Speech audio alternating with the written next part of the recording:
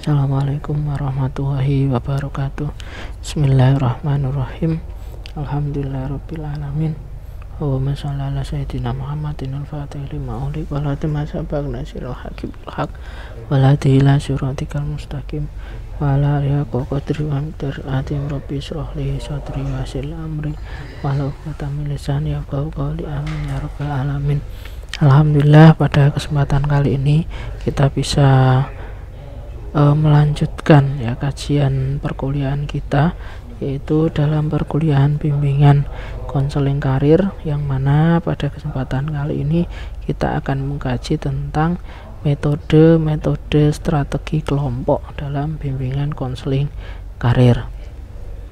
Sebelum kita menuju kepada metode apa ataupun strategi apa di dalam BK kelompok ya, yang tentunya hubungannya dengan bimbingan konseling karir, kita perlu mengetahui dulu tentang strategi BK kelompok itu sendiri.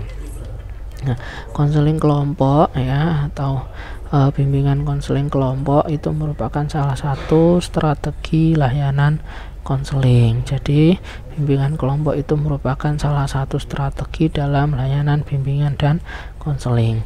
Nah, perbedaan mendasar ya konsep konseling kelompok dengan konseling individual adalah terletak pada proses kelompok dengan menekankan pada interaksi sosial. Jadi bedanya ya antara yang konseling individu dengan konseling kelompok itu, kalau konseling kelompok itu menekankan pada proses kelompok dan dia menekankan pada interaksi sosial antar anggota kelompok. Jadi nanti di dalam metode strategi bimbingan konseling karir ya yang berbasis kelompok ini ya nanti tentunya akan menekankan pada interaksi sosial antar anggota kelompok. Terus yang selanjutnya, kajian konseling kelompok merupakan pendekatan integratif yang memadukan konsep dinamika kelompok. Jadi nanti di dalam metode strategi bimbingan konseling karir berbasis kelompok ini ya nanti juga istilahnya ada semacam dinamika kelompok di dalamnya. Terus kemudian multikulturalisme dan juga kompetensi personal ataupun konselor. Jadi nanti ada dinamika seperti itu di dalam sebuah strategi bimbingan konseling kelompok yang tentunya berhubungan dengan bimbingan karir. Nah, konseling kelompok bertujuan untuk mengubah perilaku anggota kelompok berdasar hasil interaksi kelompok. Jadi nanti di dalam proses interaksi kelompok itu harapannya anggota kelompok itu bisa berubah ya perilakunya, tentunya bisa berubah menjadi lebih baik. Terus kemudian aplikasi proses kelompok meliputi kelompok anak, remaja, orang dewasa, lanjut usia dengan menyesuaikan karakteristik perkembangan pada kelompok tersebut. Lah, kelompoknya yaitu menyesuaikan ya karakteristik dari perkembangan kelompok tersebut ya, bisa dari kelompok anak-anak, bisa dari kelompok remaja, bisa dari kelompok orang dewasa maupun kelompok lanjut usia ya, sekali lagi menyesuaikan karakteristik perkembangan pada kelompok tersebut.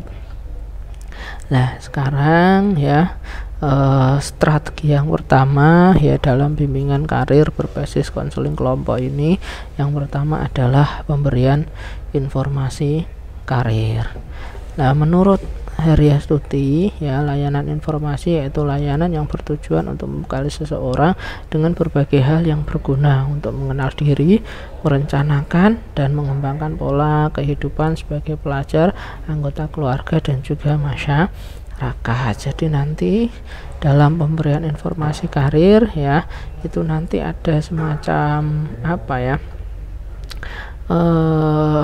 semacam bekal bagi seseorang agar supaya mereka bisa mengenal dirinya, merencanakan kan gitu ya, dan mengembangkan ya pola karirnya kan itu. Terus yang selanjutnya, Soekarti menyatakan informasi karir adalah salah satu alat yang dipergunakan untuk membantu siswa memahami diri, dunia kerja ya pada umumnya serta aspek-aspek kerja pada khususnya. Jadi dari informasi karir itulah harapannya nanti peserta didik ataupun siswa itu bisa memahami dirinya, ya. Kemudian dunia kerja pada umumnya, karena pada teori sebelumnya ya bahwa yang namanya pemahaman diri dan juga pemahaman dunia kerja ya ini menjadi penting ya dalam rangka menentukan keputusan karir. Oleh karena itu perlu adanya informasi karir ya.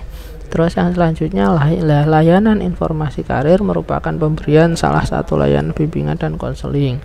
Layanan informasi yang memberikan kepada siswa untuk membantu siswa mendapat pengetahuan tentang dirinya sendiri, dunia kerja ya, sehingga siswa mampu merencanakan dan menentukan keputusan yang tepat untuk karir masa depannya. Jadi tadi dari pemahaman diri, dari pemahaman dunia kerja, dari pemahaman aspek-aspek yang ada pada dunia kerja. Nah, dari situlah harapannya nanti seorang siswa dapat mengambil ataupun menentukan keputusan karirnya ataupun menentukan keputusan masa depannya. Itu ya dari pemberian informasi karir. Nah, dalam melaksanakan informasi karir, pembimbing perlu melaksanakan kegiatan bimbingan karir yang langkah-langkahnya ya meliputi perencanaan, pelaksanaan, evaluasi serta tindak lanjut. Jadi dalam rangka memberikan layanan informasi karir ya, guru itu perlu kemudian merencanakan kira-kira informasi yang seperti apa yang kemudian akan diberikan kepada peserta didik, kemudian dilaksanakan. Setelah itu dievaluasi apakah informasi yang diberikan ya kepada peserta didik itu sudah diterima dengan baik. Dalam proses perencanaan layanan bimbingan karir, guru BK menyusun program kegiatan bimbingan dan konseling, diantaranya program tahunan, bulanan, dan juga mingguan. Jadi dalam rangka membuat layanan informasi karir itu ya, seorang guru BK ya bisa membuat program-program yang sifatnya tahunan, bulanan, maupun mingguan. Metode yang selanjutnya atau strategi yang selanjutnya adalah karya wisata atau widya wisata. Menurut Cicep ya, teknik karya wisata atau widya wisata adalah cara penyajian dengan membawa siswa mempelajari materi pelajaran di luar kelas. Jadi di sini pembelajaran ya informasi karir ya khususnya ataupun pembelajaran tentang karir ya itu kemudian tidak dilaksanakan di dalam kelas tapi di luar kelas ya, misalnya dengan cara mengunjungi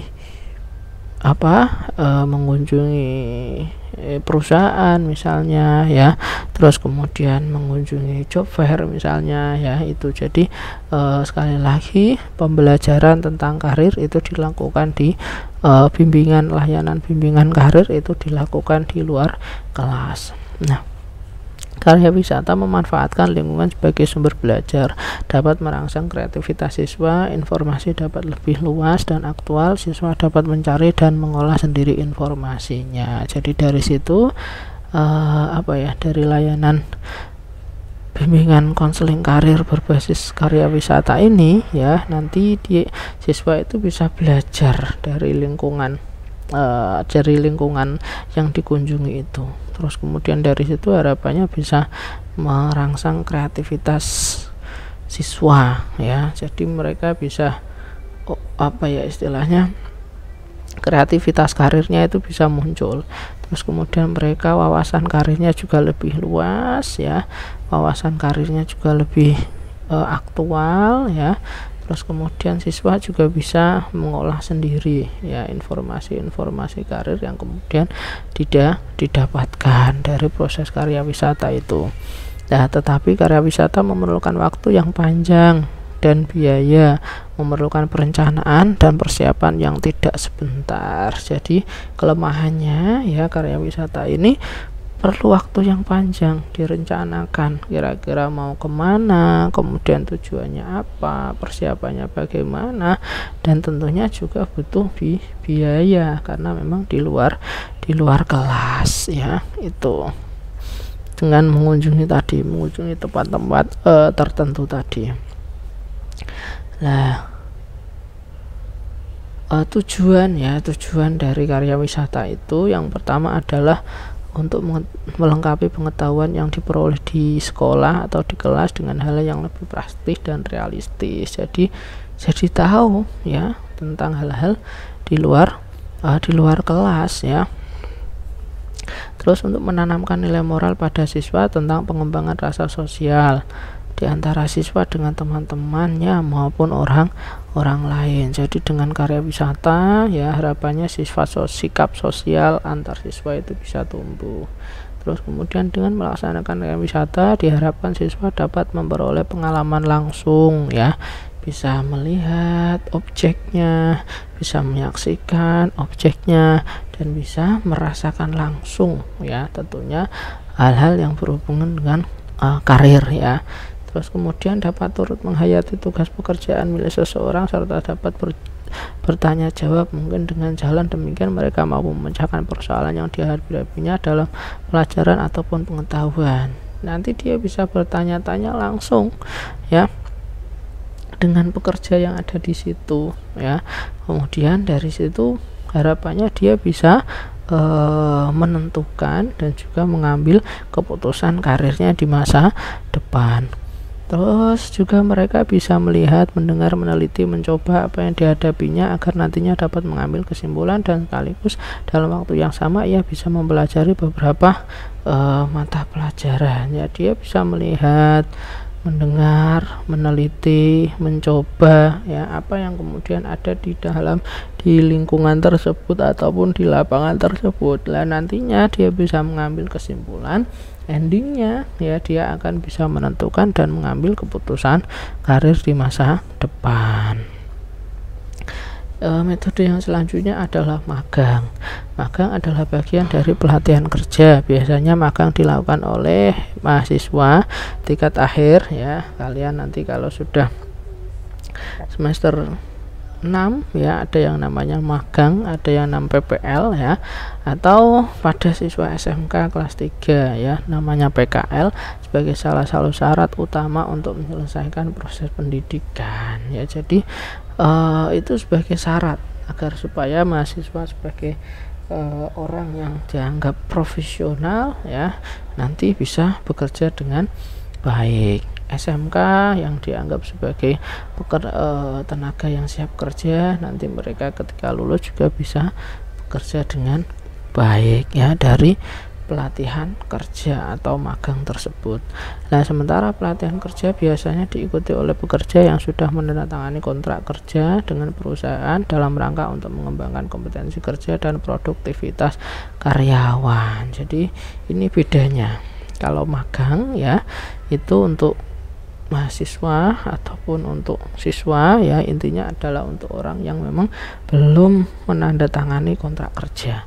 Tapi kalau pelatihan kerja ya podo-podo sama-sama pelatihan kerja ya. Kalau pelatihan kerja itu biasanya yang sudah menandatangani kontrak ya. Itu ini bedanya ya antara magang dan juga latihan kerja ya. Magang adalah salah satu teknik dalam bentuk kegiatan latihan yang diberikan kepada siswa dalam situasi kerja yang sesungguhnya. Jadi dari magang ini nanti mereka bisa merasakan bagaimana kerja yang sesungguhnya ya, iklimnya bagaimana, lingkungan kerja, terus kemudian konsekuensi pekerjaannya bagaimana, terus kemudian perasaan ketika bekerja itu bagaimana. Lah dia bisa merasakan apa ya istilahnya situasi kerja yang sesungguhnya.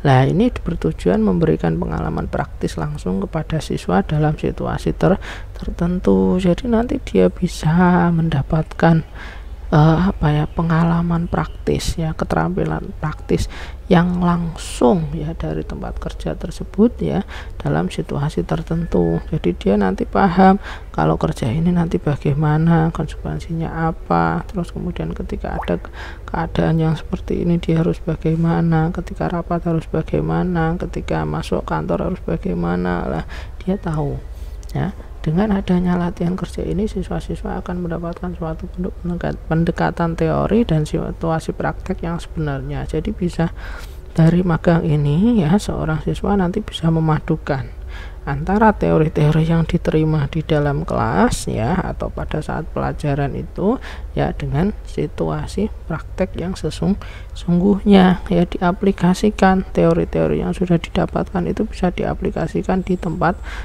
latihan kerja atau tempat magang ya. Metode yang selanjutnya adalah wawancara dengan pekerja. Wawancara dengan pekerja yaitu mendatangkan orang-orang sumber ke sekolah untuk memberikan informasi tentang dunia kerja. Misalnya mengenai bagaimana cara mengikuti testing penerimaan taruna akabri ya, kemudian secaba abri, terus bagaimana sistem pendidikannya, bagaimana prospek masa depannya dan sebagainya. Jadi didatangkan ya, TNI ya itu didatangkan ya untuk kemudian memberikan informasi ya tentang dunia kerja yang berhubungan dengan penerimaan TNI, terus kemudian sistem pendidikan di dalam tubuh TNI kalau mau jadi tentara, terus prospeknya di masa depan bagaimana ya. Tinggal siapa nanti yang kemudian akan dipanggil, bisa juga polisi, bagaimana kemudian cara tesnya atau penerimaan untuk jadi polisi itu bagaimana, terus pendidikan polisi itu bagaimana, prospek masa depannya bagaimana ya, dan pekerjaan ataupun karir-karir yang lain ya. Tuh, yang selanjutnya penerapan metode unit teaching merupakan teknik dalam membantu siswa untuk memperoleh pemahaman tentang suatu pekerjaan tertentu melalui kerjasama antara pembimbing dan guru bidang studi. Namun dengan pola ini sudah barang tentu perlu adanya jam tersendiri yang khusus tersedia untuk keperluan kegiatan bimbingan karir. Jadi di sini apa ya? Istilahnya apa ya, agar supaya siswa itu paham ya tentang pekerjaan tertentu ya, dia harus, seorang guru BK harus bekerja sama dengan guru bidang studi. Oleh karena itu, karena ini bukan soal belajar, tapi ini adalah berkenaan dengan bidang karir ya, maka ini perlu untuk jam tersendiri. Karena kalau berbicara guru bidang studi ya, itu kan biasanya materi yang disampaikan adalah mata pelajaran ya, tapi karena ini adalah kegiatan bimbingan karir, maka perlu jam tersendiri. Nah, bila menggunakan metode ini sudah tentu perlu ada jam tersendiri yang khusus disediakan untuk keperluan kegiatan bimbingan tersebut ya. Jadi kenapa demikian? Agar supaya memperkaya wawasan ya bagi peserta didik tentang karir-karir tertentu. Selain itu ya, kita tahu bahwa guru BK itu kan tidak selalu bisa mendampingi peserta didik. Kalaupun dalam proses bimbingan konseling klasikal ya paling seminggu 2 jam kan itu. Oleh karena itu perlu kiranya bekerja sama dengan guru-guru mapel, guru-guru bidang studi dalam rangka apa? Dalam rangka memperkuat pemahaman bimbingan karir peserta didik, agar supaya peserta didik itu nanti ketika lulus bisa dan juga mampu untuk menentukan dan memutuskan ya, mengambil keputusan tentang karir di masa depan. Terus yang selanjutnya adalah hari karir atau karir day. Karir day atau hari karir adalah kegiatan yang mengisi hari-hari tertentu yang diisi dengan ceramah dari sumber tentang suatu pekerjaan. Jadi ada semacam hari-hari tertentu di mana kemudian mendatangkan ya para pekerja-pekerja, misalnya datang ke dokter, datang ke TNI, datang ke tentara, datang ke polisi, datang ke pegawai bank ya, yang mana di sana mereka diminta untuk berceramah bercerita tentang apa? Tentang suatu pekerjaan. Nah, karir D adalah salah satu bentuk pelaksanaan pendidikan karir dalam bimbingan karir di sekolah. Jadi ini merupakan salah satu bentuk, salah satu metode, salah satu strategi dalam pelaksanaan bimbingan karir di sekolah. Nah, hari karir atau karir D ya pada hakikatnya adalah program pemberian informasi karir ya. Jadi aslinya informasi karir, cuman memang karena dijadwalkan di hari khusus ya, maka disebut sebagai karir D. Program hari karir ini diberikan pada siswa dengan memanfaatkan waktu sehari penuh sekolah atau apabila memungkinkan beberapa jam sebagian dari hari sekolah. Jadi selama sehari itu diberikan informasi ya, kemudian diberikan ceramah ya tentang pekerjaan-pekerjaan tertentu dengan karir-karir tertentu oleh orang-orang yang memang sudah bekerja ataupun berkarir di bidang tersebut. Nah, yang selanjutnya adalah homeroom ya. Ini maaf, ini salah ketik ya, yang atasnya ya. Homeroom ya, homeroom adalah program kegiatan yang dilakukan dengan tujuan agar guru dapat mengenal murid-muridnya lebih baik sehingga dapat membantu secara efisien. Jadi apa, antara guru dan juga murid ini kemudian saling duduk bareng ya, agar supaya dia bisa mengenal lebih dekat ya. Dan selain itu ya, karena kemudian nanti sudah dekat antara guru dan juga murid tersebut, nanti mereka bisa membantu lebih efektif dan juga efisien termasuk dalam rangka menentukan dan juga memutuskan karir. Nah, kegiatan ini dilakukan dalam kelas dalam bentuk pertemuan guru dengan murid di luar jam pelajaran untuk membicarakan karir. Dalam program homeroom hendaknya diciptakan suatu situasi yang bebas dan menyenangkan sehingga murid-murid dapat mengutarakan perasaan seperti di rumah. Jadi membuat membentuk pertemuan ya antara guru BK di luar jam pelajaran. Terus kemudian situasinya dibuat menyenangkan ya.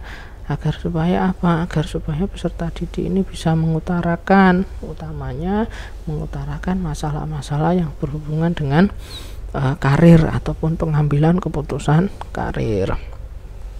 Nah, bimbingan homeroom ini merupakan kegiatan yang diselenggarakan oleh guru di luar jam pelajaran dengan menciptakan suasana yang menyenangkan dan bebas sehingga dapat dengan luasa menyampaikan pendapatnya. Jadi sekali lagi harus menyenangkan, bebas ya, agar supaya siswa bisa leluasa menyampaikan pendapatnya, leluasa menyampaikan masalahnya, termasuk hal-hal yang berhubungan dengan pengambilan keputusan karir. Oke, mungkin demikian yang bisa saya sampaikan. Semoga bermanfaat dan terima kasih atas perhatiannya. Tetap jaga kesehatan. Dari saya cukup sekian. Assalamualaikum warahmatullahi wabarakatuh.